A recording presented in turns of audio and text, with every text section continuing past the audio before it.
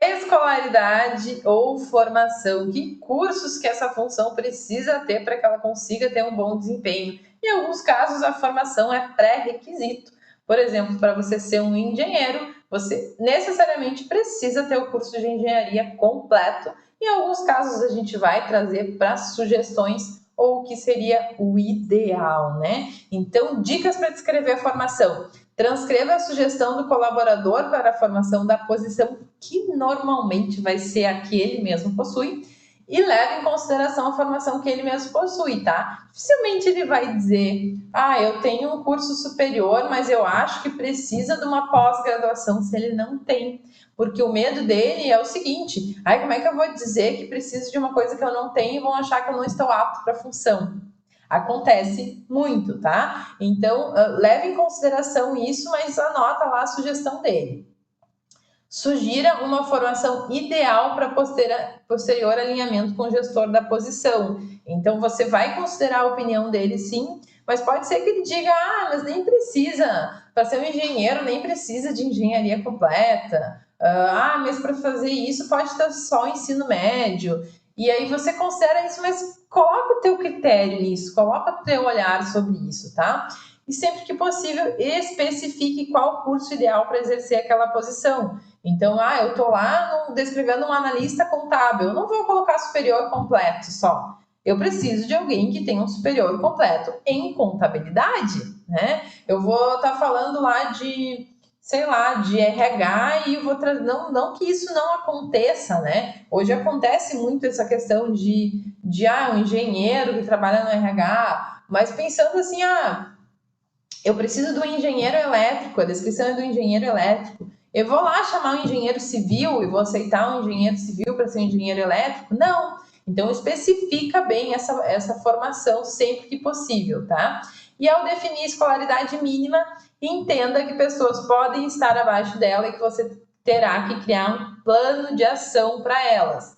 Então, eu estou lá decidindo que eu não quero que ninguém da minha empresa seja analfabeto.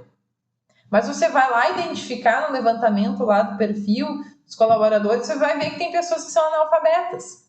Então, para essas pessoas, você vai ter que criar um plano de ação. E plano de ação não é você demitir essas pessoas, é você conversar com elas, oferecer uma oportunidade, demonstrar um caminho que ela possa seguir para conseguir essa formação, para voltar a estudar, enfim, e fazer com que ela se desenvolva para atender esse requisito da empresa. Se ela não tiver interesse, aí você vai ter que entender se você vai manter, se você não vai manter, ou se você vai desligar, tá? Mas ofereça essa oportunidade de desenvolvimento, seja claro e muito franco quanto a isso, tá? Então, aqui na matriz de novo, vamos lá para a formação. Então, aqui na lista de cursos, ensino superior completo em administração, contabilidade, economia ou áreas afins. Aqui eu especifiquei e o áreas afins ele traz esse conceito assim de todos os cursos que são parecidos com essa área específica. Então podem ter outros porque existem muitos nomes de cursos hoje, mas você define, tá? E a pós-graduação em controladoria e finanças. Já para o assistente aqui, já parte para um curso técnico em contabilidade ou um superior em andamento também em contabilidade. E aqui o ideal é que ele tenha um ensino superior completo.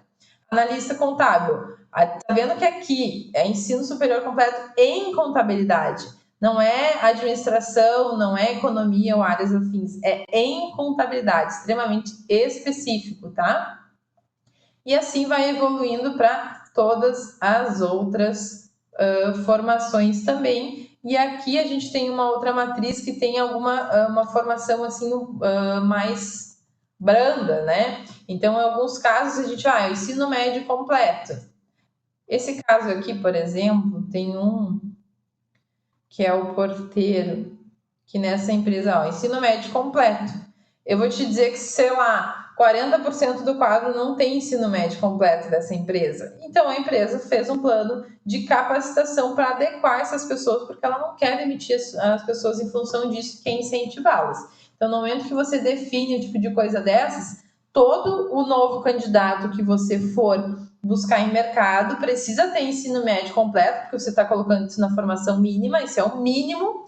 e todo mundo que já está na posição e não o tem vai ter que se desenvolver nesse sentido. E aí entra a escolaridade desejável, que esse é o momento que a gente vai normalmente divulgar o desejável, óbvio. Aí por isso que a gente se indigna tanto com as divulgações de vaga, porque tanto em experiência quanto em vivência, tudo vai passar para o desejável. Eu vou divulgar uma posição dessa aqui, de analista financeiro. Aqui, vou pegar essa aqui que está mais completa. Eu vou divulgar isso aqui. Eu quero que ele saiba tudo isso aqui. Entende? Eu quero que ele tenha tudo isso de experiência e que ele tenha uma pós-graduação em controladoria e finanças. É assim que eu vou divulgar a vaga. Porque isso restringe um pouco as candidaturas. Porque se eu coloco pelo mínimo, vem pessoas muito abaixo disso e você vai ter muito trabalho na seleção. Então, via de regra, a empresa sempre vai colocar esse desejável aqui e elas colocam como desejável. Vocês podem observar a terminologia, tá? Desejável, e vão colocar todos esses conhecimentos aqui. Chega lá na hora da seleção, aí a questão é outra, tá? Pode ser que ele tenha um superior não completo e eu vou aceitar isso, né? Ou ele não tenha pós-graduação, mas ele tem um superior completo, então está dentro da minha definição de escolaridade mínima. Ok, aceito, entra para o mínimo, e tudo que eu não tiver de experiência aqui vai passar para desenvolvimento interno e eu seleciono alguém que não tem toda essa experiência e não tem a formação desejável e está tudo certo, entende? Por isso que divulgação das vagas acaba, às vezes, dando um pavor nas pessoas e muita gente nem se candidata, mas é por causa dessas definições aqui. Então, isso era o que eu queria te contar sobre formação. E na próxima aula vamos falar sobre curva de aprendizagem, que é uma aula que eu adoro dar e eu estou te esperando nela.